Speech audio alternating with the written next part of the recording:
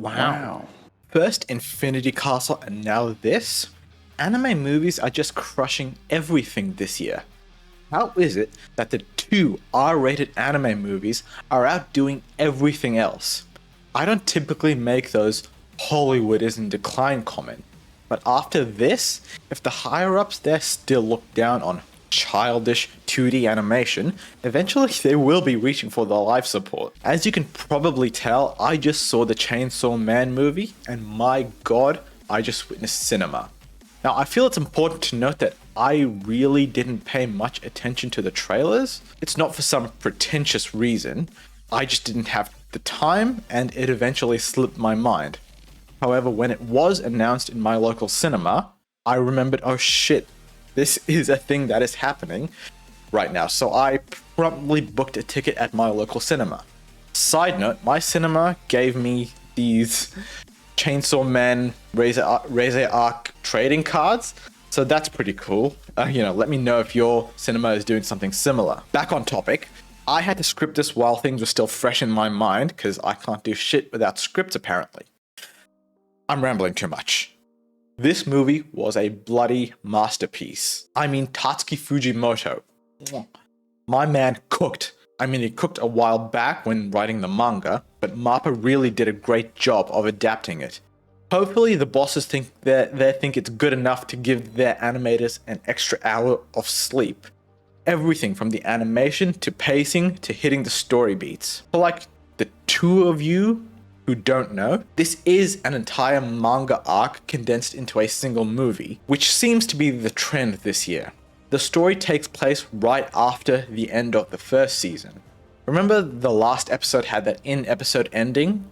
Yeah, like literally right after that. Which I thought was a nice little detail. Usually Denji is the immature one, but with power around, he seems like a responsible citizen. The first half of this movie is a bit of a slow burn. It really focuses heavily on the romance between Denji and Reze.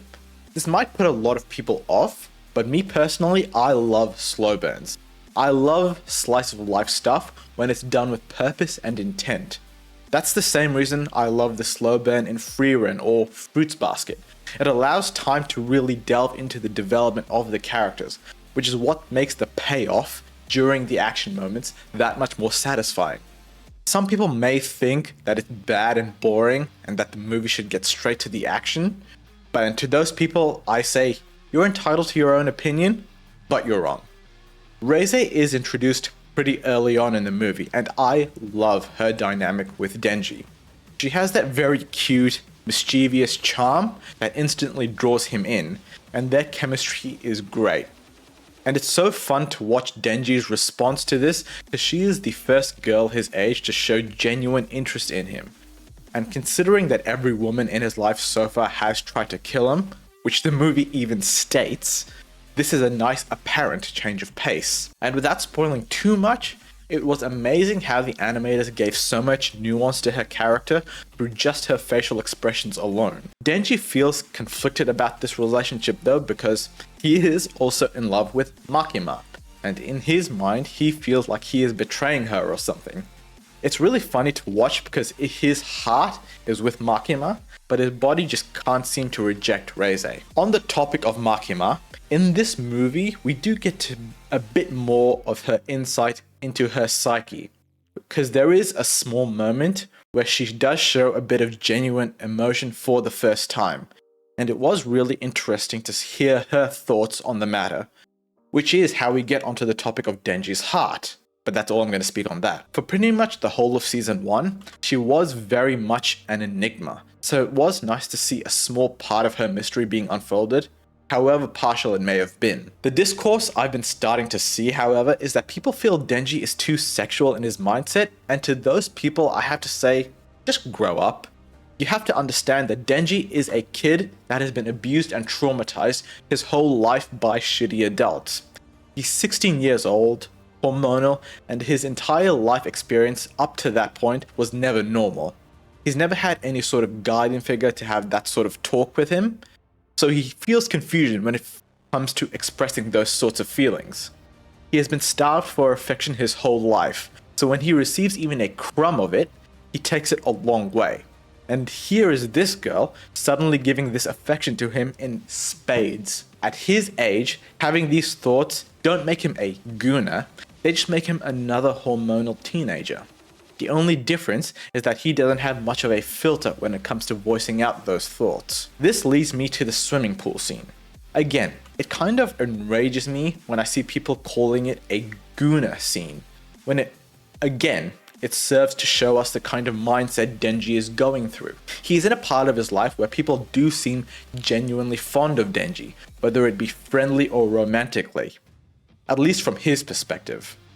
And it's his first time experiencing that this scene was him being the mischievous kid that he never got to be. And he gets to experience it with someone who apparently does appreciate his company. The nudity didn't really strike me as fan service per se. In my opinion, it was very tastefully done.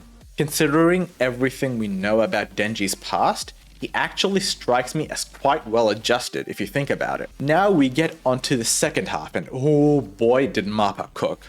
You can tell they had bags under their eyes after this one because the animation was absolute god tier. Right when the action starts, the song from the third ending starts playing, and it was the perfect choice to get you revved up for the action. All the scenes with Bomb Girl were just astonishing to say the least. They really didn't have to go that hard, especially when they incorporated some aspects of MMA into the action. There is also the Typhoon Devil, which, as the name implies, can create typhoons, and it was the perfect secondary antagonist because it provided so much opportunity for stellar animation, which the animators took full advantage of. There are some parts during the typhoon where the art feels a little distorted and whirlwindy, if that's a word, because everything's moving just so damn fast. But it's never to the point where they go overboard and you can't tell what's going on. Another thing that just really hypes you up is how Chainsaw Man actually fights. He uses the chains from his chainsaw as like a horse harness and rides on top of the Shark Fiend like a horse. And it is just so creative the way that they do this. Again, all of this godlike action is punctuated by the emotional weight we get in the first half. It wouldn't have been near as satisfying without it. A small thing to note is that we do get snippets of the relationship between Aki and the Angel Fiend, which does give them both relevant development as well. This ultimately leads me to consider the ultimate emphasis of this movie, which is relationships. At least that's how I see it. The relationship between Makima and Denji, Reize and Denji, Aki and Angel, how they all deal with it, how they respond to it in the context of their pasts. It was all so incredibly cohesive, and once again, I have to applaud Fujimoto, the insane mad lad. Anyway, those are my disjointed first thoughts on the movie. If you like this video and want to see more, or if you absolutely hated it and think I'm complete dogshit, let me know in the comments. Like and subscribe if you want to support, and I'll see you later.